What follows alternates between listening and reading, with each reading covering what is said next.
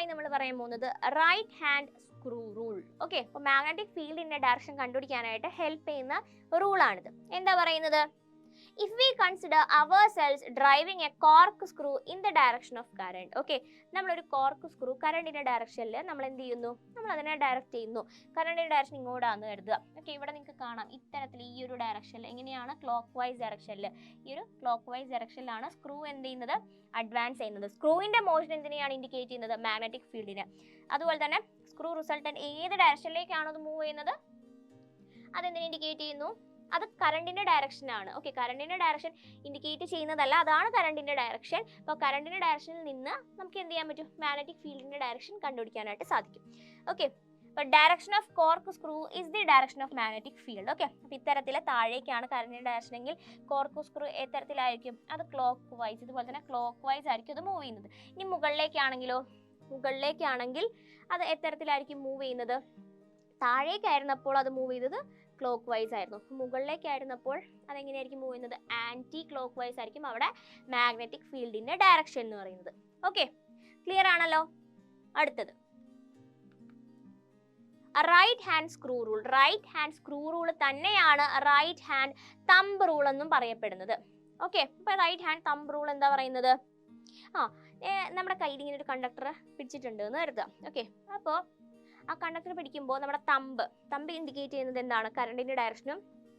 ഈ ഒരു കണ്ടക്ടറിനെ എൻ്റെ വിരലുകൾ ചുറ്റിപ്പിടിച്ചിരിക്കുന്നത്, എൻസർക്കിൾ ചെയ്തിരിക്കുന്നത് ഏത് ഡയറക്ഷനിലാണോ അതെന്തിനെ ഇൻഡിക്കേറ്റ് ചെയ്യുന്നു? അത് അവിടുത്തെ മാഗ്നറ്റിക് ഫീൽഡിനെ ഇൻഡിക്കേറ്റ് ചെയ്യുന്നു. ഇപ്പം എങ്ങനെയാണ്? ആന്റി ക്ലോക്ക് വൈസ് ആണ്. കറണ്ട് മുകളിലേക്കാകുമ്പോൾ magnetic field anti clock vice ആണ്. അതുപോലെ തന്നെ ഇത്തരത്തിലാണ് കണ്ടക്ടർ പിടിച്ചിരിക്കുന്നതെങ്കിൽ കറണ്ട് എങ്ങനെയാണ്? താഴേക്കാണ്. മാഗ്നറ്റിക് ഫീൽഡ് എത്തരത്തിലാണ്? ക്ലോക്ക് വൈസ് ആണ്. ഓക്കെ, ഇത്തരത്തിൽ വിരൽ എങ്ങനെയാണ് ചുറ്റി പിടിച്ചിരിക്കുന്നത്? ക്ലോക്ക് വൈസ് ആണ് കറണ്ട് താഴേക്കാകുമ്പോൾ. ഓക്കെ, ക്ലിയർ ആണല്ലോ? അത് തന്നെയാണ് ഈ ഒരു ഫിഗറിൽ നിങ്ങൾക്ക് കാണാൻ സാധിക്കുന്നത്. കറണ്ട് മുകളിലേക്കായിരിക്കുമ്പോൾ എങ്ങനെയാണ്? ഇവിടെ ഒരു ആന്റി ക്ലോക്ക് വൈസ് ഡയറക്ഷൻ ആണ് നിങ്ങൾക്ക് കാണാൻ സാധിക്കുന്നത്. ഓക്കെ, അടുത്തത് അപ്പോൾ അതിന്റെ ഒരു സ്റ്റേറ്റ്മെന്റ് ആണ്, ലോ ആണ് അവിടെ തന്നിരിക്കുന്നത്. ആ ഒരു സ്ക്രൂ റൂൾ അല്ലെങ്കിൽ right hand thumb rule.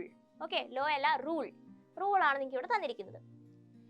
Imagine that you are holding a current carrying straight conductor in your right hand such that the thumb points towards the direction of current. Okay, നമ്മൾ എന്ത് ചെയ്യുന്നു? നമ്മൾ imagine ചെയ്യുന്നു നമ്മളൊരു current carrying conductor നമ്മുടെ right handle പിടിച്ചിരിക്കുന്നു. Such that നമ്മുടെ thumb ആ ഒരു കറണ്ടിന്റെ ഡയറക്ഷൻ ഇൻഡിക്കേറ്റ് ചെയ്യും വിധമാണ് ആ ഒരു കണ്ടക്ടർ നമ്മൾ ഹോൾഡ് ചെയ്തിരിക്കുന്നത്. Then your fingers will wrap around the conductor in the direction of magnetic field. നമ്മുടെ വിരലുകൾ ആ ഒരു കണ്ടക്ടറിനെ ചുറ്റിയിരിക്കുന്നത് ഏത് തരത്തിലായിരിക്കും? ആ ഒരു മാഗ്നറ്റിക് ഫീൽഡിന്റെ ഡയറക്ഷനിലായിരിക്കും. Okay, magnetic force on a current carrying conductor. Okay, ഒരു കറണ്ട് ക്യാരിയിങ് കണ്ടക്ടർ ഉണ്ട് എന്ന് കരുതുക. അതിനകത്തുള്ള മാഗ്നറ്റിക് ഫോഴ്സ് എത്രയാണെന്ന് നമുക്ക് നോക്കാം. ഓക്കെ, അതായത് വൈദ്യുത പ്രവാഹം വഹിക്കുന്ന ചാലകത്തിലെ കാന്തിക ബലം. ഓക്കെ, നമുക്ക് നോക്കാം. ഒരു റോഡ് ഉണ്ട് എന്ന് കരുതുക. ഓക്കെ, ഇത്തരത്തിലൊരു റോഡ് ഉണ്ട് എന്ന് കരുതുക. ആ റോഡിന്റെ ക്രോസ് സെക്ഷണൽ ഏരിയ എന്ന് പറയുന്നത് എ ആണ്. അതിന്റെ ലെങ്ത് എത്രയാണ്? അതിന്റെ ലെങ്ത് എന്ന് പറയുന്നത് എൽ ആണ്. Okay, N be the number of electrons per unit volume. ഇതാണ് യൂണിറ്റ് വോളിയം. എത്ര യൂണിറ്റ് വോളിയം എടുത്തെങ്കിൽ അതിനകത്ത് എത്രമാത്രം ഇലക്ട്രോൺസ് ഉണ്ട് ആ നമ്പറിനെയാണ് നമ്മൾ എൻ എന്ന് പറയുന്നത്. ഓക്കെ, ഇനി എന്താ തന്നിരിക്കുന്നത്? V D. ഏത് വെലോസിറ്റി കൊണ്ടാണ് ഇലക്ട്രോൺസ് അതിൽ മൂവ് ചെയ്യുന്നത്? വി ഡി എന്ന് പറയുന്നത് ഡ്രിഫ്റ്റ് വെലോസിറ്റി കൊണ്ടാണ്. അതിൽ എത്ര കറണ്ട് ഉണ്ട്? ഐ ഉണ്ട്. ഐ എന്ന് പറയുന്ന ആ ഒരു സ്റ്റഡി കറണ്ടിന് ഇലക്ട്രോൺസ് ഡ്രിഫ്റ്റ് ചെയ്യുന്ന വെലോസിറ്റി വി ഡി ആണ്. ഓക്കെ, ഇത്രയും കാര്യങ്ങളാണ് അപ്പോൾ നമുക്ക് ആ ഒരു കണ്ടക്ടറിനെ കുറിച്ച് അറിയാവുന്നത്. അപ്പോൾ ഒരു മാഗ്നറ്റിക് ഫീൽഡിൽ ഒരു കറണ്ട് ക്യാരിങ് കണ്ടക്ടർ, ഒരു എൽ ലെങ്ത് ഉള്ള ഒരു കറണ്ട് ക്യാരിങ് കണ്ടക്ടർ വെച്ച് കഴിഞ്ഞാൽ അതിൽ എങ്ങനെയായിരിക്കും ആ ഫോഴ്സ് എന്നുള്ളതിൻ്റെ ആ വീഡിയോ നമുക്കൊന്ന് കാണാം. ഓക്കെ, അതാണ് കണ്ടക്ടർ. അതിൻ്റെ ലെങ്ത് എൽ ആണ്. അതിൻ്റെ ക്രോസ് സെക്ഷണൽ ഏരിയ എ ആണ്. അതുപോലെ തന്നെ അവിടെയുള്ള കറണ്ട് ഐ ആണ്. കണ്ടോ, അതിലൂടെ എത്രമാത്രം ഇലക്ട്രോൺസ് പാസ് ചെയ്യുന്നത് കാണാം. ഇതിൽ ഒരു യൂണിറ്റ് ഏരിയ എടുത്തു കഴിഞ്ഞാൽ നമുക്കറിയാം എൻ ആണ് അവിടുത്തെ ആ ഒരു ഇലക്ട്രോൺസ് പെർ യൂണിറ്റ് വോളിയം. അവിടുത്തെ നമ്പർ ഡെൻസിറ്റി എന്ന് പറയുന്നത് എൻ ആണെന്ന് നമുക്ക് പറയാം. ഓക്കെ, ഇത്രയും കാര്യങ്ങൾ ക്ലിയർ ആണല്ലോ? ഇത് വെച്ചിട്ടാണ് നമ്മൾ ഇനി ഇതിൻ്റെ എക്സ്പ്രഷൻ എഴുതാൻ പോകുന്നത്.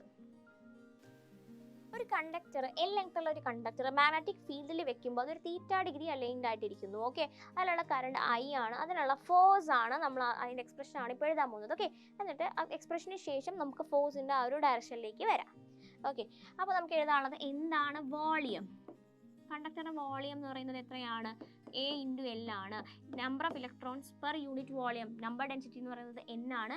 അപ്പോൾ ടോട്ടൽ ഇലക്ട്രോൺസ് ഈ ഒരു വോള്യത്തിലുള്ള ടോട്ടൽ നമ്പർ ഓഫ് ഇലക്ട്രോൺസ് നമുക്ക് എങ്ങനെ പറയാം? Total number of electrons is equal to NaL എന്ന് നമുക്ക് പറയാം. അതുപോലെ തന്നെ ടോട്ടൽ ചാർജ് ഓഫ് ഇലക്ട്രോൺസ്, ഇലക്ട്രോണുകളുടെ ടോട്ടൽ ചാർജ് എങ്ങനെ പറയാം? ആ ചാർജിന്റെ ആ ഒരു ടേമും കൂടി ചേർത്താൽ മതി. ടോട്ടൽ ചാർജ് ഓഫ് ഇലക്ട്രോൺസ് എങ്ങനെ എഴുതാം നമുക്ക്? ഈ ആണ് ഇലക്ട്രോണിന്റെ ചാർജ് എന്ന് പറയുന്നത്. So that is equal to NaL into L. ഈ മൾട്ടിപ്ലൈ ചെയ്താൽ പോരെ, NaLe. ഓക്കെ, ഇനി നമുക്ക് എഴുതാനുള്ളത് എന്താണ്? നമുക്ക് എഴുതാനുള്ളത് ആ ഒരു ഫോഴ്സിന്റെ എക്സ്പ്രഷൻ ആണ് അല്ലെ. ടോട്ടൽ ചാർജ് എത്രയാണ്? NaLe. നമുക്കറിയാം F is equal to Q into V cross B. Okay, F is equal to Q into V cross B എന്നതാണ് ഫോഴ്സ് എന്ന് പറയുന്നത്, ക്രോസ് B. ഓക്കെ, അതിന് പകരം നമുക്ക് ഇവിടെ എഴുതാം F is equal to NaLe into V cross B എന്ന് നമുക്ക് എഴുതാം. എന്നാൽ ഇതിൽ നമുക്കറിയാം എങ്ങനെ എഴുതാം നമുക്കതിനെ? V എന്ന് പറയുന്നത് എന്താണ്? അവിടുത്തെ ഇലക്ട്രോൺസിൻ്റെ അവർ ഡ്രിഫ്റ്റ് ചെയ്യുന്ന അതേ വെലോസിറ്റി തന്നെയാണ്. ഓക്കെ, അപ്പോൾ എഫിന് നമുക്ക് എഴുതാം F is equal to NaLe into എന്താണ്? ആ V എന്ന് പറയുന്നത് VD തന്നെയാണ്. ഓക്കെ, VDനെ നമ്മൾ ഇങ്ങോട്ട് എടുക്കുന്നു. വെക്ടർ ഇപ്പോൾ നമ്മൾ റെപ്രസെൻറ്റ് ചെയ്യുന്നില്ല എന്നതേ ഉള്ളൂ, റെപ്രസെൻറ്റ് ചെയ്താലും കറക്റ്റ് ആണ്. ഓക്കെ, എന്നിട്ട് NaEVD എന്ന് പറയുന്നത് എന്തായി മാറുന്നു? അത് I ആണ്. I is equal to NaEVD എന്നത് നമുക്കറിയാം. ഓക്കെ, സോ ഈ എല്ലിനെ നമ്മൾ ഉള്ളിലേക്ക് കൊടുക്കുന്നുണ്ട്. ഓക്കെ, ആ സ്റ്റെപ്പ് ഒന്നും കൂടി എഴുതാം. അപ്പോൾ ഇത് എഴുതുവാണ് F ഇസ് ഈക്വൽ ടു, ഇങ്ങനെ നമുക്ക് എഴുതാം F is equal to NaLe എന്ന് പറയുന്നത് I ആണ്. I into L cross B എന്ന രീതിക്കാണ് ആ ഒരു L ലെങ്ത് ഉള്ള കണ്ടക്ടർ ഒരു മാഗ്നറ്റിക് ഫീൽഡിൽ വെക്കുമ്പോൾ അതിൻ്റെ ഫോഴ്സിൻ്റെ എക്സ്പ്രഷൻ നമുക്ക് കിട്ടുന്നത്. F is equal to I into L cross B. അപ്പോൾ ഫോഴ്സിൻ്റെ ഡയറക്ഷൻ എങ്ങനെ നമുക്ക് പറയാം? ഫോഴ്സിൻ്റെ ഡയറക്ഷൻ എന്ന് പറയുന്നത് പേപ്പറിൻ്റെ ഉള്ളിലേക്ക് നമ്മളൊരു പുസ്തകം വെച്ച് പറയുമ്പോൾ, ഇനി ഇവിടെയാണെങ്കിൽ സ്ക്രീനിൻ്റെ ഇൻ ടു ദ സ്ക്രീൻ എന്ന് പറയാം ഫോഴ്സിൻ്റെ ഡയറക്ഷൻ. ഓക്കെ, അത് ക്ലിയർ ആണല്ലോ? ഓക്കെ, അപ്പോൾ എന്താണ് ഒരു കറന്റ് ക്യാരിങ് കണ്ടക്ടർ മാഗ്നറ്റിക് ഫീൽഡിൽ വെക്കുമ്പോൾ അതിൻ്റെ എക്സ്പീരിയൻസ് ചെയ്യുന്ന ഫോഴ്സിന്റെ expression? F is equal to I into L cross B. അല്ലെങ്കിൽ നമുക്ക് എഴുതാം F is equal to BIL sine theta എന്ന് പറയാം. ഓക്കെ, ഇനി ആ ഒരു കണ്ടക്ടർ എന്ന് പറയുന്നത് പാരലൽ ആയിട്ടാണെങ്കിൽ അവിടെ തീറ്റ എന്തായി മാറുന്നു? 0 ആയിട്ട് മാറുന്നു. അപ്പോൾ നമുക്ക് കിട്ടുന്നത് F is equal to BIL sine 0, that is force 0. അല്ലെങ്കിൽ theta is equal to 180 degree ആണെങ്കിൽ അവിടെയും എന്ത് കിട്ടുന്നു? F is equal to BIL sine 180, that is equal to 0. ഇനിയോ ആ ഒരു കണ്ടക്ടർ എന്ന് പറയുന്നത് പെർപെൻഡിക്കുലർ ആയിട്ടാണ്, അതിൻ്റെ ലെങ്ത് പെർപെൻഡിക്കുലർ ആയിട്ടാണ് ഇരിക്കുന്നതെങ്കിൽ നമുക്ക് പറയാം theta is equal to 90 degree അല്ലേ. ഇത്തരത്തിലാണ് ഫീൽഡ്, ആ കണ്ടക്ടർ ഇത്തരത്തിലായിരുന്നെങ്കിൽ അത് അവിടെ ഉണ്ടാക്കുന്ന ആംഗിൾ എത്രയാണ്? 90 ആണ്. ഇതാണ് theta is equal to 90 degree ആണ്. അപ്പം നമുക്ക് എഴുതാം F is equal to BIL എന്ന രീതിക്ക്. ഇതാണ് ആ ഒരു കണ്ടക്ടറിൽ എക്സ്പീരിയൻസ് ചെയ്യുന്ന maximum force when theta is equal to 90 degree. Okay, ആ ഒരു ഫോഴ്സിൻ്റെ ഒരു ഡയറക്ഷൻ കിട്ടുന്നത് എന്തിൻ്റെ ഹെൽപ്പോടുകൂടിയാണ്? ഫ്ലെമിങ്സ് ലെഫ്റ്റ് ഹാൻഡ് റൂളിൻ്റെ ഹെൽപ്പോടുകൂടിയാണ്. അവിടെ എന്തിൻ്റെ ഡയറക്ഷൻ കിട്ടുന്നത്? അവിടെ നമുക്ക് ആ ഫോഴ്സിൻ്റെ ഡയറക്ഷൻ കിട്ടുന്നത്. Okay, Fleming's left hand rule എന്താണ് പറയുന്നത്? നമ്മുടെ ആ ഒരു ലെഫ്റ്റ് ഹാൻഡ് അതിനെ നമ്മൾ എന്താ ഔട്ട്സ്ട്രെച്ച് ചെയ്യുന്നു? നമ്മുടെ തമ്പ് അതുപോലെ തന്നെ നമ്മുടെ 4 ഫിംഗർ മിഡിൽ ഫിംഗർ പെർപെൻഡിക്കുലർ ആകും വിധം, മൂന്നും പെർപെൻഡിക്കുലർ ആകും വിധം ഇങ്ങനെ സ്ട്രെച്ച് ചെയ്തിട്ടുണ്ടെങ്കിൽ if the middle finger indicates the current, അതുപോലെ തന്നെ the 4 finger indicates the magnetic field, then the thumb indicates the direction of force. Okay, എന്തൊക്കെയാണ്? നമ്മുടെ മിഡിൽ ഫിംഗർ ഇൻഡിക്കേറ്റ് ചെയ്യുന്നത് കറണ്ടിനെയും അതുപോലെ തന്നെ 4 ഫിംഗർ ഇൻഡിക്കേറ്റ് ചെയ്യുന്നത് ഇതിനാണ്. 4 ഫിംഗർ ഇൻഡിക്കേറ്റ് ചെയ്യുന്നത് മാഗ്നറ്റിക് ഫീൽഡിനെയും ആണെങ്കിൽ നമുക്ക് പറയാം the thumb moves in the direction of force, അല്ലെങ്കിൽ thumb indicates the direction of force. Okay, thumb moves എന്ന് ഉദ്ദേശിച്ചത് ആ കണ്ടക്ടറിന്റെ ആ ഒരു ഫോഴ്സിന്റെ ഡയറക്ഷനാണ് തമ്പ് കാണിക്കുന്നത് എന്നുള്ളതാണ്. ഓക്കെ, ക്ലിയർ ആണല്ലോ? അപ്പോൾ F is equal to I into L cross B. I എന്തായിരുന്നു? കറണ്ട്. L എന്ന് പറയുന്നത് length of the rod. B എന്ന് പറയുന്നത് മാഗ്നറ്റിക് ഫീൽഡ് ആണ്. ഓക്കെ, അപ്പോൾ ഒരു കണ്ടക്ടർ ഒരു മാഗ്നറ്റിക് ഫീൽഡിൽ വെച്ചിരിക്കുകയാണെങ്കിൽ അതിന്റെ ഫോഴ്സിന്റെ ഇക്വേഷൻ നമ്മൾ പഠിച്ചു. F is equal to BIL sin theta അല്ലെങ്കിൽ F is equal to I into L cross B എന്നത് ബേസ് ചെയ്ത ഒരു ന്യൂമറിക്കൽ ആണ് നമ്മളിപ്പോൾ നോക്കാൻ പോകുന്നത് കേട്ടോ. Okay, so a straight wire of length 0.5 meter and carrying a current of 1.2 ampere is placed in uniform magnetic field of magnetic induction എന്ന് പറയുന്നത് 2 Tesla. The magnetic field is perpendicular to the length of the wire. Find the force on the wire. Okay, അപ്പോൾ 0.5 metre നീളമുള്ള ഒരു വളയാത്ത കമ്പിയിലൂടെ വൈദ്യുത പ്രവാഹ തീവ്രതയുടെ അളവ് 1.2 ampere ആണ്. Okay, അപ്പോൾ കറണ്ടിന്റെ വാല്യൂ അവിടെ നിന്ന് കിട്ടി. ഇത് ഇൻഡക്ഷൻ 2 ടെസ്ല ആയ ഒരു സമാന കാന്തിക മണ്ഡലത്തിൽ വെച്ചിരിക്കുന്നു. ഓക്കെ, യൂണിഫോം ആയിട്ടുള്ള എന്താണ്? യൂണിഫോം ആയിട്ടുള്ള ഒരു മാഗ്നറ്റിക് ഫീൽഡ് ആണ്. കാന്തിക മണ്ഡലം കമ്പിയുടെ നീളത്തിന് ലംബമാണ്, പെർപെൻഡിക്കുലർ ആണ് അവര്. സോ കമ്പിയിൽ പ്രയോഗിക്കപ്പെടുന്ന ബലം എത്രയായിരിക്കും എന്നാണ് ചോദിച്ചിരിക്കുന്നത്. ഓക്കെ, അപ്പൊ നമുക്കുള്ള ആ ഒരു ഡാറ്റ ലിസ്റ്റ് ചെയ്യാം. എന്തൊക്കെയാണ്? ഐ തന്നിട്ടുണ്ട്. ഐ എത്രയാണ് തന്നിരിക്കുന്നത്? 1.2 ആംപിയർ. അതുപോലെ തന്നെ മാഗ്നറ്റിക് ഫീൽഡ് തന്നിട്ടുണ്ട്. ആൻഡ് വേറെന്താ തന്നിരിക്കുന്നത്? The magnetic field is perpendicular to the length of the wire എന്നും പറഞ്ഞിട്ടുണ്ട്. So wire of length 0.5 metre ആണ്. ഓക്കെ, ലെങ്ത് 0.5 മീറ്റർ ആണ്. പെർപെൻഡിക്കുലർ ആകുമ്പോഴുള്ള കേസിൽ എന്താണ് പ്രത്യേകത എന്ന് പറയുന്നത്? ഫീൽഡ് എന്ന് പറയുന്നത് എത്രയായിരുന്നു? Yes, 2 tesla. ഓക്കെ, 2 ടെസ്ലയാണ്. ഓക്കെ, ഫീൽഡ് എന്ന് പറയുന്നത് 2 ടെസ്ല നമ്മൾ എഴുതി. F is equal to BIL sin theta ആണ്. പെർപെൻഡിക്കുലർ ആകുമ്പോൾ മാക്സിമം ആണ്. is equal to BIL എന്ന് നമുക്ക് പറയാം. അപ്പം ജസ്റ്റ് സബ്സ്റ്റിറ്റ്യൂട്ട് ചെയ്ത് കൊടുത്താൽ മതി. F is equal to B 2 into 1.2 into 0.5. Okay, 2 into 1.2 into 0.5. 0.5നെ നമുക്ക് ജസ്റ്റ് ഒന്ന് ഹാഫ് ആക്കി എഴുതാം. ഇൻറ്റു ഹാഫ്, സിമ്പിൾ ആണ്, ക്യാൻസൽ ഔട്ട് ആയി പോകും. That will give you 1.2. Okay, അപ്പോൾ ഫോഴ്സ് ആണ് ചോദിച്ചിരിക്കുന്നത്. നമുക്ക് എന്താണ് കിട്ടുക? 1.2 ന്യൂട്ടൺ എന്നാണ് ആൻസർ ലഭിക്കുന്നത്. ഓക്കെ, യൂണിറ്റും കൂടി നമ്മൾ ചേർക്കണം. 1.2 ന്യൂട്ടൺ. ഓക്കെ, അടുത്തതായിട്ട് ഒരു ന്യൂമറിക്കൽ നോക്കാം. Electric charge will experience a force in uniform electric field. Electric charge എവിടെയാണ് ഒരു ഫോഴ്സ് എക്സ്പീരിയൻസ് ചെയ്യുന്നത്? യൂണിഫോം ഇലക്ട്രിക് ഫീൽഡിലാണ്. മൂവിങ് ചാർജ് ആണെങ്കിലോ അത് എക്സ്പീരിയൻസ് ചെയ്യുന്നത് മാഗ്നറ്റിക് ഫോഴ്സ് ആയിരിക്കും, മാഗ്നറ്റിക് ഫീൽഡിലും. ഓക്കെ, അപ്പോൾ ഒരു സമാന വൈദ്യുത മണ്ഡലത്തിൽ ഇലക്ട്രിക് ചാർജിന് അതിന്മേലൊരു ബലം പ്രയോഗിക്കുന്നുണ്ട്. ഇനി അതുപോലെ തന്നെ ഒരു ചലിച്ചുകൊണ്ടിരിക്കുന്ന ചാർജിൽ കാന്തിക മണ്ഡലത്തിലാണെങ്കിൽ അതിന്മേലും ഒരു കാന്തിക ബലം, ലോറൻസ് ഫോഴ്സ് എന്ത് ചെയ്യുന്നുണ്ട്? പ്രയോഗിക്കപ്പെടുന്നുണ്ട് അല്ലേ? ഇനി കാന്തിക മണ്ഡല തീവ്രതയുടെ യൂണിറ്റ് ലോറൻസ് ബലം ഉപയോഗിച്ച് നമുക്ക് നിർവചിക്കാൻ സാധിക്കും. ഓക്കെ, ഇനി ഇത്രയും കാര്യങ്ങൾ വെച്ചുകൊണ്ട് നമുക്ക് ക്വസ്റ്റ്യൻ നോക്കാം. Write the expression for magnetic Lorentz force. Magnetic Lorentz force ആണ്, ഇലക്ട്രിക് ഫീൽഡിന്റെ പ്രസൻസ് അവിടെ ഇല്ല. അപ്പോൾ നമുക്ക് എഴുതാം F is equal to Q into V cross B എന്ന് നമുക്കതിനെ എഴുതാൻ സാധിക്കും. ഓക്കെ, ഇനി അടുത്തത് mention any two difference between electric field and magnetic field. വൈദ്യുത മണ്ഡലവും കാന്തിക മണ്ഡലവും തമ്മിലുള്ള ഏതെങ്കിലും 2 വ്യത്യാസങ്ങൾ എഴുതുക. സിമ്പിൾ ആണ്. ഇലക്ട്രിക് ഫീൽഡ് ഉണ്ടാകുന്നത് എന്ത് കാരണമാണ്? സ്റ്റാറ്റിക് ചാർജ് കാരണമാണ്. ഓക്കെ, ഇനി മൂവിങ് ചാർജ് കാരണം ഉണ്ടാകുന്നത് ആരാണ്? ഈ എന്ന് വെച്ചാൽ ഇലക്ട്രിക് ഫീൽഡ് കേട്ടോ. മാഗ്നറ്റിക് ഫീൽഡ് ഉണ്ടാകുന്നത് എന്ത് കാരണമാണ്? മൂവിങ് ചാർജസ് കാരണമാണ്. ഓക്കെ, ഇനി സിമ്പിൾ ആയിട്ടുള്ള ഒരു ഡിഫറൻസും കൂടി പറയാം.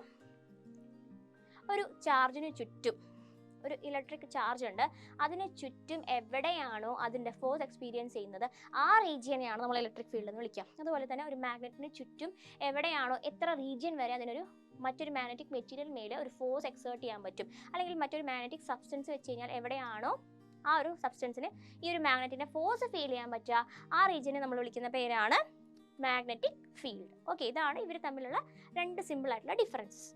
അടുത്ത question. Give an account of work done by magnetic Lorentz force on moving charge and corresponding change in kinetic energy. കാന്തിക ലോറൻസ് ബലം ഒരു സഞ്ചരിക്കുന്ന ചാർജിൽ ചെയ്യുന്ന പ്രവൃത്തി, തത്ഫലമായിട്ട് ഗതികോർജ്ജത്തിൽ ഉണ്ടാകുന്ന വ്യത്യാസം എന്നിവ വ്യക്തമാക്കുക. അപ്പോൾ ഇലക്ട്രിക് ഫീൽഡിന്റെ പ്രസൻസിൽ നമുക്ക് ഈ ഒരു ലോറൻസ് ഫോഴ്സിനെ എഴുതാം Q into V cross B plus E. Okay, ഇവിടെ ചോദിച്ചിരിക്കുന്നത് എന്താണ്? മാഗ്നറ്റിക് ലോറൻസ് ഫോഴ്സും അതുപോലെ തന്നെ അത് കാരണം ഉണ്ടാകുന്ന കൈനറ്റിക് എനർജിയുമാണ്. മാഗ്നറ്റിക് ലോറൻസ് ഫോഴ്സ് എന്തായാലും എന്താണ്? മാഗ്നറ്റിക് ലോറൻസ് ഫോഴ്സ് ഒരു ചാർജിന് എന്തായാലും എക്സ്പീരിയൻസ് ചെയ്യുന്നുണ്ട്. പക്ഷെ എന്താണ്? ആ ഒരു ഫോഴ്സിന്റെ ഡയറക്ഷൻ വരുന്നത് പെർപെൻഡിക്കുലർ ആയിട്ടാണ്. മാഗ്നറ്റിക് ഫോഴ്സ് ആക്ട് ചെയ്യുന്നത് പെർപെൻഡിക്കുലർ ആയിട്ടാണ്. അതുകൊണ്ട് ആ ഒരു ചാർജിന് മാഗ്നറ്റിക് ഫോഴ്സ് എക്സ്പീരിയൻസ് ചെയ്യാം. എന്നാൽ ഇത് പെർപെൻഡിക്കുലർ ആയിട്ട് ആക്ട് ചെയ്യുന്നത് കൊണ്ട് തന്നെ അവിടെ വർക്ക് ഡൺ എന്തായിരിക്കും? 0 ആയിരിക്കും. ഓക്കെ, വർക്ക് ഡൺ എന്തായിരിക്കും? 0 ആയിരിക്കും. അതുകൊണ്ട് കൈനറ്റിക് എനർജിയിൽ എന്ത് സംഭവിക്കുന്നില്ല? ചേഞ്ച് ഒന്നും തന്നെ സംഭവിക്കുന്നില്ല. Work done is 0. So kinetic എനർജിയിൽ എന്തുണ്ടാവുന്നില്ല? ചേഞ്ച് ഒന്നും തന്നെ സംഭവിക്കുന്നില്ല. ഓക്കെ, അടുത്തതായി നമ്മൾ നോക്കാൻ പോകുന്നത് ഒരു പാർട്ടിക്കിളിന് മാഗ്നറ്റിക് ഫീൽഡിലുള്ള മോഷൻ എങ്ങനെയായിരിക്കും എന്നതാണ്. മാഗ്നറ്റിക് ഫീൽഡ് എന്നാൽ കാന്തിക മണ്ഡലം. ഓക്കെ, അപ്പോൾ ഒരു ചാർജ് പാർട്ടിക്കിൾ ആണെന്ന് കരുതുക. It enters perpendicular to magnetic field, that is V is perpendicular to B. Okay, എന്തിന് പെർപെൻഡിക്കുലർ ആയിരിക്കും? V എന്തിന് പെർപെൻഡിക്കുലർ ആയിരിക്കും? B ക്ക് പെർപെൻഡിക്കുലർ ആയിരിക്കും. ഓക്കെ, അതായത് B പെർപെൻഡിക്കുലർ B എന്ന രീതിക്കായിരിക്കും ആ ചാർജ് ആ ഒരു മാഗ്നറ്റിക് ഫീൽഡിലേക്ക് എൻ്റർ ചെയ്യുന്നത്. Okay, when charge particle move, charge particle ആ ഒരു ഫീൽഡിലൂടെ മൂവ് എന്ത് ചെയ്യുന്നു? ഈ ഒരു പെർപെൻഡിക്കുലർ ആയിട്ട് അത് എൻ്റർ ചെയ്തിട്ട് അത് മാഗ്നറ്റിക് ഫീൽഡിലൂടെ മൂവ് ചെയ്യുമ്പോൾ അവിടെ എന്ത് സംഭവിക്കുന്നു? It experiences A magnetic force. അല്ലേ? ആ മാഗ്നറ്റിക് ഫോഴ്സ് ആരാ കൊടുക്കുന്നത്? മാഗ്നറ്റിക് ലോറൻസ് ഫോഴ്സ് ആണ് അവിടെ ആക്ട് ചെയ്യുന്നത്. QVB ആണ് അവിടുത്തെ ഫോഴ്സ്. Okay, and the direction of force is perpendicular to both B and V. ഈ ഫോഴ്സിന്റെ ഡയറക്ഷൻ എങ്ങനെയാണ്? ബിയുടെയും ഡയറക്ഷന് പെർപെൻഡിക്കുലർ ആയിരിക്കും. ഓക്കെ, നമ്മൾ ലോറൻസ് ഫോഴ്സിൽ കണ്ട പോലെ തന്നെ അതേ കാര്യമാണ് ഇവിടെ പറയുന്നത്. ഓക്കെ, അടുത്തത് അപ്പോൾ ഇത്തരത്തിലായിരിക്കും. മാഗ്നറ്റിക് ഫീൽഡ് ആണ് ഈ റെപ്രസെന്റ് ചെയ്തിരിക്കുന്നത്, ഈ ക്രോസ് കൊണ്ട് റെപ്രസെന്റ് ചെയ്തിരിക്കുന്നത്. V അതിന് പെർപെൻഡിക്കുലർ ആണ്. അതുപോലെ തന്നെ ബിയും വിയും അവർ പെർപെൻഡിക്കുലർ ആണ്. ഫോഴ്സ് എന്തിന് പെർപെൻഡിക്കുലർ ആണ്? ബിക്കും വിക്കും പെർപെൻഡിക്കുലർ ആണ്. ഓക്കെ, ഇവിടെ കാണാലോ, ഇതാണ് ആ ഒരു ഫീൽഡ് എന്ന് പറയുന്നത്. ഇതാണ് അവിടുത്തെ ആ ഒരു ചാർജ് പാർട്ടിക്കുലർ വെലോസിറ്റി എന്ന് പറയുന്നത്. ഫോഴ്സ് അവിടെ ചാർജിന് എക്സ്പീരിയൻസ് ചെയ്യുന്ന ഫോഴ്സ് എല്ലാം എന്താണ്? പെർപെൻഡിക്കുലർ ആണ്. Okay, this perpendicular magnetic field, ഇത്തരത്തിൽ പെർപെൻഡിക്കുലർ ആയിട്ടുള്ള മാഗ്നറ്റിക് ഫീൽഡ് എന്ത് ചെയ്യുന്നു? Acts as the centripetal force. Okay, അപ്പോൾ സെൻട്രിപെറ്റൽ ഫോഴ്സ് പ്രൊവൈഡ് ചെയ്യലാണ് അവിടുത്തെ ആ ഒരു മാഗ്നറ്റിക് ഫീൽഡിന്റെ ജോലി എന്ന് പറയുന്നത്. And charge particle follows A circular path. Okay, അപ്പോൾ നമ്മുടെ ഈ മാഗ്നറ്റിക് ഫീൽഡ് എന്ത് ചെയ്യുന്നു? ആ ഒരു ചാർജിന് മേലെ എന്ത് കൊടുക്കുന്നു? സെൻട്രിപെറ്റൽ ഫോഴ്സ് കൊടുക്കുന്നു. ഈ ഒരു ചാർജിന് മേലെ ആ ഒരു മാഗ്നറ്റിക് ഫീൽഡ് എന്ത് ചെയ്യുന്നു? സെൻട്രിപെറ്റൽ ഫോഴ്സ് കൊടുക്കുന്നുണ്ട്. അത് കാരണം ആ ഒരു പാർട്ടിക്കിൾ എന്ത് സംഭവിക്കുന്നു? ആ ഒരു ചാർജിന് എന്ത് സംഭവിക്കുന്നു? അതൊരു സർക്കുലർ മോഷൻ എക്സിക്യൂട്ട് ചെയ്യുന്നു. ഓക്കെ, അപ്പോൾ ഇതാണ് ഒരു മാഗ്നറ്റിക് ഫീൽഡിലേക്ക് ഒരു പാർട്ടിക്കിൾ എൻ്റർ ചെയ്യുമ്പോൾ അതിന് എക്സിക്യൂട്ട് ചെയ്യേണ്ടി വരുന്ന ഒരു മോഷൻ എന്ന് പറയുന്നത്. Okay, motion in a magnetic ഫീൽഡിനുള്ള മാത്തമാറ്റിക്കൽ എക്സ്പ്ലനേഷൻ നമുക്ക് നോക്കാം. അതോടൊപ്പം ഇതിന്റെ എക്സ്പ്രഷനും നമുക്ക് എഴുതാം. ഓക്കെ, അപ്പോൾ എന്തായിരുന്നു? എ ചാർജ് Q എന്ത് ചെയ്യുന്നു? അതൊരു മാഗ്നറ്റിക് ഫീൽഡിലേക്ക് എൻ്റർ ചെയ്യുന്നു. പെർപെൻഡിക്കുലർ മാഗ്നറ്റിക് ഫീൽഡ് ആണ്, ഇമ്പോർട്ടൻ്റ് ആണ്. വിത്ത് വെലോസിറ്റി V വെലോസിറ്റി കൊണ്ടാണ് എൻ്റർ ചെയ്യുന്നത്. അപ്പോൾ ഈ ഒരു പാർട്ടിക്കിൾ എക്സിക്യൂട്ട് ചെയ്യുന്നുണ്ടല്ലോ, ആ ഒരു പാർട്ടിക്കിൾ എക്സിക്യൂട്ട് ചെയ്യുന്നത് ഇത്തരത്തിൽ R റേഡിയസ് ഉള്ള ഒരു സർക്കുലർ പാത്ത് ആണ് എങ്കിൽ, okay, the centripetal force of charge particle, ആ ഒരു ചാർജ് പാർട്ടിക്കിൾ മൂവ് ചെയ്യാനുള്ള സെൻട്രിപെറ്റൽ ഫോഴ്സ് ആര് പ്രൊവൈഡ് ചെയ്യുന്നു? Magnetic force. മാഗ്നറ്റിക് ഫോഴ്സ് എത്രയാണ് ഇവിടുത്തെ? QVB, magnetic Lorentz force QVB എന്ന് നമുക്ക് പറയാം. QVB is equal to mv square by r എന്നത് നമുക്ക് പറയാം. ഇതിൽ നിന്ന് നമുക്ക് എന്ത് ചെയ്യാം? ആ ഒരു റേഡിയസിന്റെ എക്സ്പ്രഷൻ നമുക്ക് കണ്ടുപിടിക്കാൻ സാധിക്കും. നമുക്കത് കണ്ടുപിടിക്കാം. Okay, so QVB is equal to mv square by r. ഇപ്പോൾ ഒരു v ക്യാൻസൽ ചെയ്യാം. QB is equal to mv by r. അപ്പോൾ r എങ്ങനെ എഴുതാം? ആ റേഡിയസ് r എന്ന് പറയുന്നത്, ഓക്കെ, സർക്കുലർ പാത്തിന്റെ റേഡിയസ് എന്ന് പറയുന്നത് നമുക്ക് പറയാം radius is equal to mv by qb എന്ന് നമുക്ക് പറയാം. ഓക്കെ, ഇനി അതിന്റെ ആംഗുലർ വെലോസിറ്റി നമുക്ക് എഴുതാം. Omega is equal to v by r നമുക്ക് എഴുതാം. അതെങ്ങനെ എഴുതാം? g is equal to v by mv by qb. ശരിയല്ലേ? അപ്പോൾ വിയും കട്ട് ചെയ്ത് കളയുമ്പോഴത്തേനും നമുക്ക് കിട്ടും omega is equal to qb by m. Okay, omega is equal to qb by m. അതിന്റെ ആംഗുലർ വെലോസിറ്റിയും നമുക്ക് ഇവിടെ നിന്ന് കിട്ടും. ഓക്കെ, അടുത്തതായി നമ്മൾ നോക്കാൻ പോകുന്നത് ആ ഒരു പാർട്ടിക്കിളിന്റെ ഫ്രീക്വൻസി ആണ്. ഓക്കെ, അപ്പോൾ നമുക്ക് ആംഗുലർ വെലോസിറ്റി അറിയാം. ആംഗുലർ വെലോസിറ്റിയും ആ ഒരു ഫ്രീക്വൻസി തമ്മിലുള്ള റിലേറ്റ് ചെയ്യുന്ന എക്സ്പ്രഷൻ ആണ് omega is equal to 2π nu. Omega നമുക്ക് എന്താ കിട്ടിയത്? QB/m എന്നായിരുന്നു. QB/m. Okay, so nu is equal to omega by 2π. അപ്പോൾ നമുക്ക് എഴുതാം nu is equal to omega QB/m by 2π which is equal to QB/2πm എന്ന് നമുക്ക് എഴുതാം. ഓക്കെ, ഫ്രീക്വൻസിയുടെ റെസിപ്രോക്കൽ ആണല്ലോ ടൈം പീരീഡ്. അപ്പോൾ ഒരു പാത്ത് എക്സിക്യൂട്ട് ചെയ്യാനായിട്ട് പാർട്ടിക്കിളിന് വേണ്ട ടൈം പീരീഡ് എന്ന് വെച്ചാൽ എത്രയാണ്? 1/nu എന്നതാണ്, which is equal to 2πm by QB എന്ന് നമുക്ക് പറയാൻ സാധിക്കും.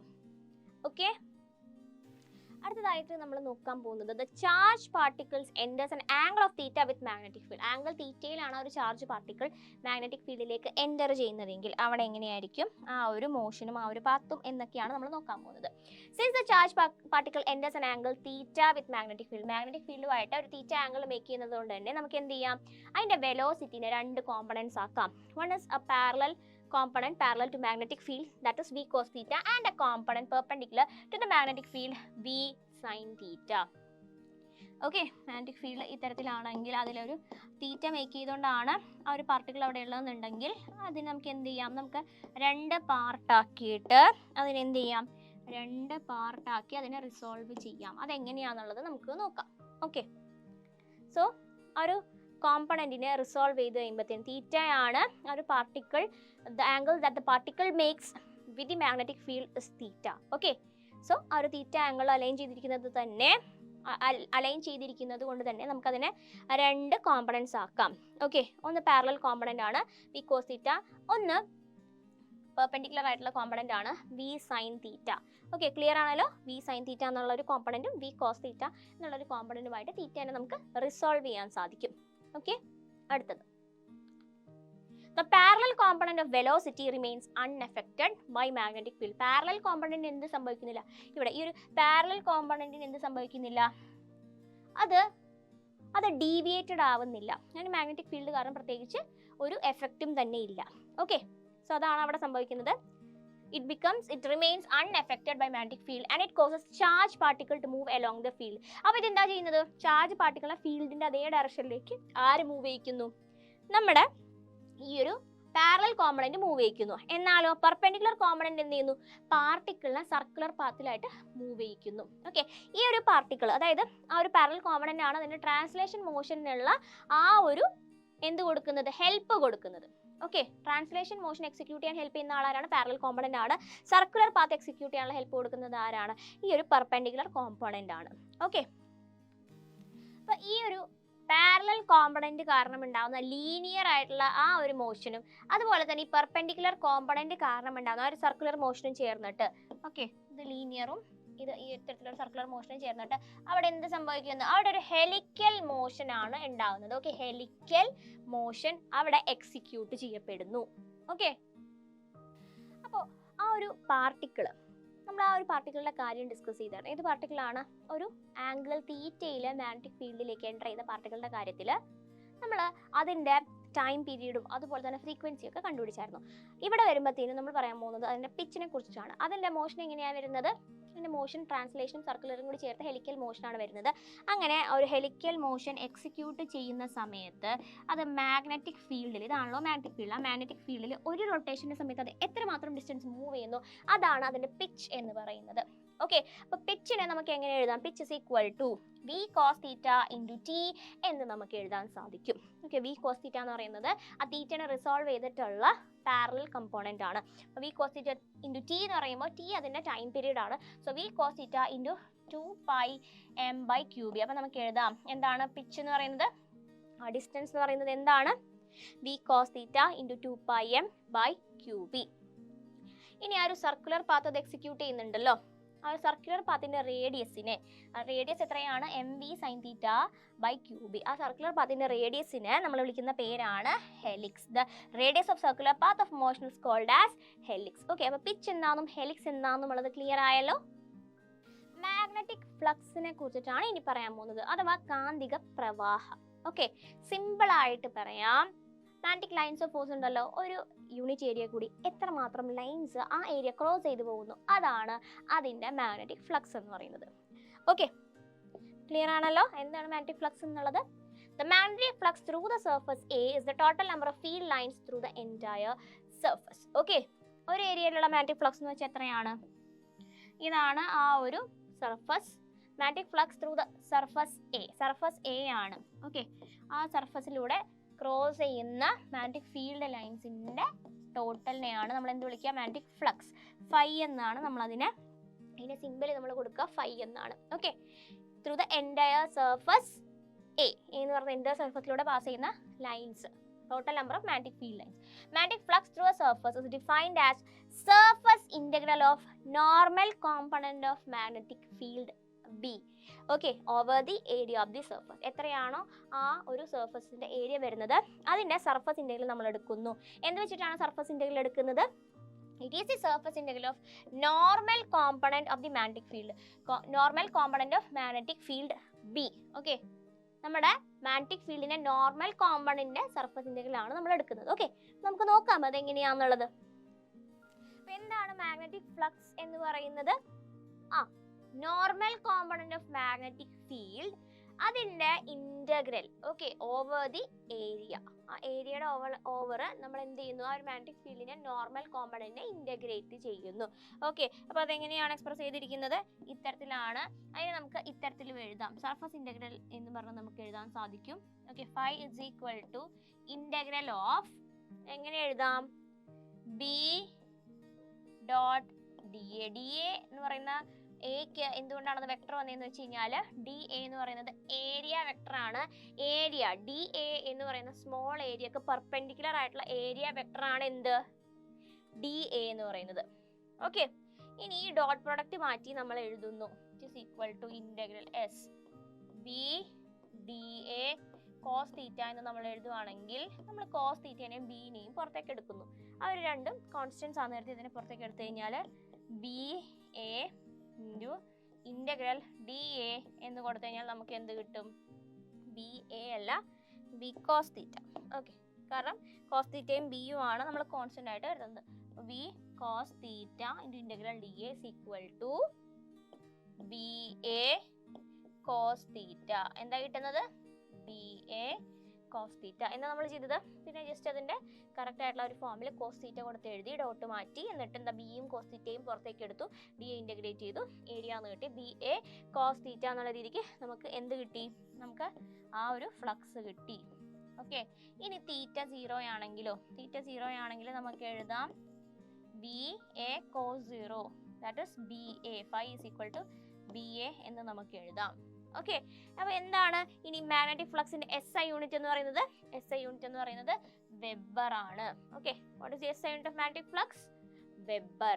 ഓക്കെ, അടുത്തതായി നമ്മൾ നോക്കാൻ പോകുന്നത് ഫ്ലക്സ് റിലേറ്റ് ചെയ്ത ഒരു ന്യൂമറിക്കൽ ആണ്. ഓക്കെ, നോക്കാം എന്താ തന്നിരിക്കുന്നത്. Calculate the magnetic flux passing normal to an area 2 cm3 where the magnetic field is 0.5 Tesla, the field inclined 60 degree to the surface. Okay, അപ്പോൾ ഇക്വേഷൻ നമുക്ക് എഴുതാം. Phi is equal to B A cos theta. Theta എന്ന് പറയുന്നത് 60 degree ആണ്. അതുപോലെ തന്നെ B എന്ന് പറയുന്നത് എത്രയാണ്? 0.5 ടെസ്ല. ആൻഡ് ഏരിയ എന്ന് പറയുന്നത് 2 cm3 ആണ്. അതിനെ നമ്മൾ എന്തിലേക്ക് കൺവേർട്ട് ചെയ്യണം? മീറ്റർ സ്ക്വയറിലേക്ക് കൺവേർട്ട് ചെയ്യണം. മീറ്ററിലേക്ക് കൺവേർട്ട് ചെയ്യാൻ 10⁻² മതിയായിരുന്നു. എന്നാൽ ഇവിടെ എന്ത് വേണം?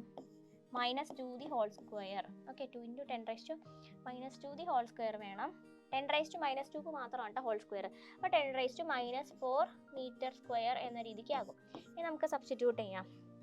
Phi is equal to 0.5 into 2 × 10⁻⁴. Cos 60 എന്ന് പറയുന്നത് 1/2 ആണ്. Cos 60 is equal to 1/2. So into 1/2 that gives you എന്താ കിട്ടുന്നത്? 2 ക്യാൻസൽ ആയി നമുക്ക് കിട്ടും 0.5 ഇൻറ്റു 10⁻⁴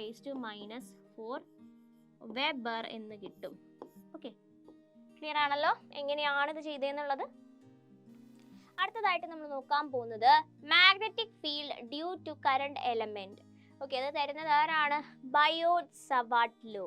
ഓക്കെ, മാഗ്നറ്റിക് ഫീൽഡ് ഒരു കറണ്ട് എലമെന്റ്, കുഞ്ഞു കറണ്ട് എലമെന്റ് കാരണം നമുക്ക് കിട്ടുന്ന മാഗ്നറ്റിക് ഫീൽഡ് അതിനെക്കുറിച്ച് പറഞ്ഞിരുന്നത് ആരാണ്? Biot Savart law. ഓക്കെ, അപ്പോൾ നമുക്ക് നോക്കാം. Biot Savart law gives the magnetic field induced at a point due to a small current element. ഒരു ചെറിയ കറണ്ട് എലമെന്റ്, ഇത്തരത്തിലുള്ള ഒരു ചെറിയ കറണ്ട് എലമെന്റ്, ഇത്രയേ ഉള്ളൂ ആ ഒരു കറണ്ട് എലമെന്റ്, ഇത്രയുള്ള ഒരു കറണ്ട് എലമെന്റ് കാരണം നമുക്കൊരു പോയിന്റിൽ കിട്ടുന്ന ആ ഒരു മാഗ്നറ്റിക് ഫീൽഡിനെ കുറിച്ച് പറഞ്ഞിരുന്നതാണ് ബയോട്ട് സവാർട്ട് ലോ. ഓക്കെ, ഇപ്പോൾ നമുക്ക് നോക്കാം എന്താ പറഞ്ഞിരിക്കുന്നത്. ഇവിടെ നിങ്ങൾക്ക് കാണാം അല്ല, ഇതിൽ നിന്നാണ് നമ്മളത് എക്സ്പ്രസ് ചെയ്യാൻ പോകുന്നത്. ഇതാണ് ആ ഒരു എലമെന്റ് എന്ന് പറയുന്നത്. ഇതാണ് ആ കറണ്ട് എലമെന്റ്. അതിന്റെ ചെറിയ ലെങ്ത് നമ്മൾ കൺസിഡർ ചെയ്യുന്നു, DL ലെങ്ത് നമ്മൾ കൺസിഡർ ചെയ്യുന്നുണ്ട്, DL ലെങ്ത്. ഓക്കെ, ആ ഒരു DL ലെങ്ത് കാരണം ഒരു ഡിസ്റ്റന്റ് ആയിട്ടുള്ള പോയിന്റ് Pയിൽ എത്രമാത്രം ഫീൽഡ് അനുഭവപ്പെടുന്നു എന്നുള്ളതാണ് നമ്മൾ പറയാൻ പോകുന്നത്. ഓക്കെ, അപ്പോൾ ഇത് എന്തിനൊക്കെ പ്രപ്പോർഷണൽ ആണ് എന്നുള്ളത് നമുക്കൊന്ന് നോക്കാം. ഓക്കെ, അത് നമുക്ക് എഴുതാം. എന്തിനൊക്കെയാണ് പ്രപ്പോർഷണൽ? DL ലെങ്ത് കാരണം ഉണ്ടാവുന്നത് എത്രമാത്രം മാഗ്നറ്റിക് ഫീൽഡ് ആണ്? DB എന്നതായിരിക്കും അവിടുത്തെ മാഗ്നറ്റിക് ഫീൽഡ്. DB എന്തിന് പ്രപ്പോർഷണൽ ആണ്? DB is proportional to the current, amount of current. എത്രമാത്രം കറണ്ട് ഉണ്ടോ അത്രയും കൂടുതലായിരിക്കും അവിടുത്തെ മാഗ്നറ്റിക് ഫീൽഡ്. പിന്നെ എന്താണ്? DB is proportional to sin theta. Okay, അതിൻ്റെ ഇമ്പോർട്ടൻസ് പറഞ്ഞുതരാം. സൈൻ തീറ്റ എന്ന് പറയുന്നത് it is proportional to sine of angle between, sine of angle between എന്തിൻ്റെയൊക്കെ ഇടയിലുള്ളതാണ്? ദി കറണ്ട് എലമെന്റ് ഇമ്പോർട്ടൻ്റ് ആണ്. The current element in direction of current, കറണ്ടിൻ്റെ ഡയറക്ഷനുള്ള ആ കറണ്ട് എലമെന്റ്, കറണ്ടിന്റെ ഡയറക്ഷനിലുള്ള ഒരു current element. Okay, in direction of I എന്ന് എഴുതാം, current and the line joining element to P. Okay, ഇത് ഇമ്പോർട്ടൻ്റ് ആയിട്ടുള്ള ഒരു കാര്യമാണ്. ഓക്കെ, ഇത് എന്തിനൊക്കെ പ്രപ്പോർഷണൽ ആണ്? കറണ്ടിന് പ്രപ്പോർഷണൽ ആണ്. അതുപോലെ തന്നെ ഇത് ആ ഒരു സ്മോൾ ലെങ്ത് ഉണ്ടല്ലോ അതിനും പ്രപ്പോർഷണൽ ആണ്. DB proportional to DL. Okay, and sine of angle, sine theta, theta എന്തിൻ്റെ ഇടയിലുള്ളതാണ്? ഈ കറണ്ട് എലമെന്റും കറണ്ടിന്റെ ഡയറക്ഷനിലുള്ള കറണ്ട് എലമെന്റും അതുപോലെ തന്നെ the line joining this DL to P, line joining this DL to P, അതിൻ്റെ ഇടയിൽ ഉണ്ടാക്കുന്ന ആംഗിൾ ആണ് തീറ്റ. ഓക്കെ, അതിനും പ്രപ്പോർഷണൽ ആയിരിക്കും DB. ഇനി എന്തിന്? ഇൻവേഴ്സ്ലി പ്രപ്പോർഷണൽ റിലേഷനും കൂടി ഉണ്ട്. DB is inversely proportional to the R square. R square എന്ന് വെച്ച് കഴിഞ്ഞാൽ the distance between the small length. Okay, current എലമെന്റിന്റെ ആ ചെറിയ ലെങ്തിനെയാണ് DL. the distance between the DL and Pക്ക് ഇൻവേഴ്സ്ലി പ്രപ്പോർഷണൽ ആയിരിക്കും ആര്? ആ ഒരു മാഗ്നറ്റിക് ഫീൽഡ് എന്ന് പറയുന്നത്. ഇതിൽ നിന്ന് നമുക്ക് ഇക്വേഷൻ എഴുതാലോ. എങ്ങനെ എഴുതാം? DB proportional to IDL sin theta by R square എന്ന് നമുക്ക് പറയാം. ഈ പ്രപ്പോർഷണാലിറ്റിനെ മാറ്റാൻ നമ്മൾ യൂസ് ചെയ്യുന്ന കോൺസ്റ്റന്റ് ആണ് DB is equal to mu0 by 4 pi IDL sin theta by R square. ഇതാണ് ബയോട്ട് സവാർട്ട് ലോയുടെ ഇക്വേഷൻ എന്ന് പറയുന്നത്. Okay, DB is equal to mu0 by 4 pi IDL sin theta by R square. mu0 എന്ന് പറയുന്നത് ഇതിനൊരു value ഉണ്ട്, 4 pi into 10 raised to minus 7 henry per metre. Okay, അപ്പോൾ അതിൻ്റെ unit വരുന്നത് ഹെൻറി പെർ മീറ്റർ ആണ്. അതിൻ്റെ വാല്യൂ എത്രയാണ്? 4 pi into 10 raised to minus 7. Okay, ഇത്രയും കാര്യങ്ങൾ ക്ലിയർ ആയല്ലോ. അപ്പോൾ എന്താണ് ബയോട്ട് സവാർട്ട് ലോയുടെ എക്സ്പ്രഷൻ എന്ന് പറയുന്നത്? DB is equal to mu0 by 4 pi IDL sin theta by R square. Okay, അപ്പോൾ K എന്നുള്ളതും അവിടെ എഴുതാം. mu0 by 4 piക്ക് പകരം K എന്ന് പറഞ്ഞ കോൺസ്റ്റന്റ് നമുക്ക് അവിടെ കൊടുക്കാം. mu0 എന്താണ്? പെർമിയബിലിറ്റി ഓഫ് ഫ്രീ സ്പേസ്, അതായത് എത്രമാത്രം മാഗ്നറ്റിക് ഫീൽഡ് ലൈൻസിനെ നമുക്ക് ഒരു സർഫസിൽ കൂടി പാസ് ചെയ്യിക്കാൻ കഴിയും എന്നുള്ളതിൻ്റെ കപ്പാസിറ്റിയാണ് പെർമിയബിലിറ്റി. ഓക്കെ, mu0 എന്നതുകൊണ്ട് ഉദ്ദേശിക്കുന്നത് permeability of free space. Okay, ഇനി ആ ഒരു mu0യുടെ വാല്യൂ എന്ന് പറയുന്നത് എത്രയാണ്? mu0 എന്ന് പറയുന്നത് 4 pi into 10 raised to minus 7 henry metre raise to -1 അല്ലെങ്കിൽ ഹെൻറി പെർ മീറ്റർ ഇങ്ങനെയും നമുക്ക് എഴുതാം. അതെങ്ങനെയാണ് പറഞ്ഞിരിക്കുന്നതെന്ന് വെച്ച് കഴിഞ്ഞാൽ μ0ന്റെ രീതിയിൽ ഇക്വേഷൻ എക്സ്പ്രസ് ചെയ്യുക. അപ്പോൾ ഡി ബി കോൺസ്റ്റൻസ് അവിടെ നിൽക്കട്ടെ, D B into R square by I D L. അപ്പോൾ എന്ത് കിട്ടുന്നു? Which is equal to tesla metre square by ampere metre. Okay, tesla metre per ampere എന്ന് കിട്ടും. ഓക്കെ, ഇനി എന്താണ് വെക്റ്റർ ഫോമിൽ വന്നിരിക്കുന്നത്? ഇത് ജസ്റ്റ് ഒന്ന് റബ് ചെയ്യുവാണ്. ഓക്കെ, അപ്പോൾ വെക്റ്റർ ഫോമിൽ D B is equal to μ0/4π/IdL into r/r³. അതെങ്ങനെയാണ് അങ്ങനെ വന്നത് എന്ന് നമുക്ക് നോക്കാം. വെക്റ്റർ ഫോം എഴുതി കഴിയുമ്പോഴത്തേനും അവിടെ എന്താണ് യൂണിറ്റ് വെക്റ്റർ എന്തായാലും വരും അല്ലേ? μ0/4π/IdL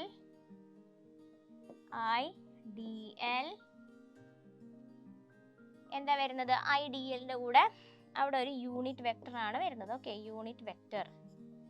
ഓക്കെ, അവിടെ യൂണിറ്റ് വെക്റ്റർ വന്നു കഴിയുമ്പോഴത്തേനും D B is equal to μ0, B ഒന്ന് കറക്റ്റ് ആക്കിയിട്ട് എഴുതാം. D B is equal to μ0/4π/IdL R cap എന്ന് പറയുന്നത് r/r ആണ്.